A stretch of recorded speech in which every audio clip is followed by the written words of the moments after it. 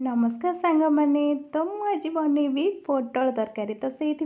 पोटल को ये काटी नहीं आलू टमाटर पियाज अदा कंचा लंका रसुण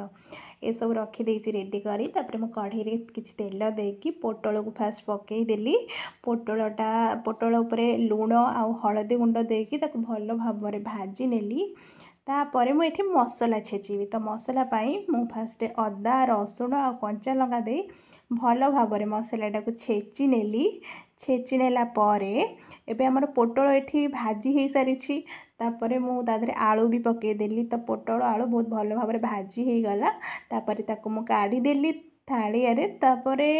किछि सेई तेलरे तेजपत्र आ अदा रसुण देकिना जो छेचा रखिदेली सेटा भल भाव कषि नेली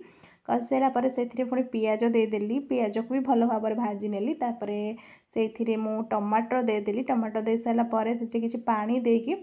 लुण हलदी गुंड लंका गुंड जीरा गुंड आ धनिया गुंड किसी पकईदेली तापर कि करी पाउडर देकिना भल भाव कषि नेली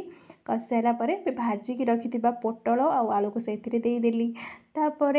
भल भाव मु कषि नेली कषि नेला पर से किसी पानी देदेली बर्तमान आमर पोटल तरकारी रेडी।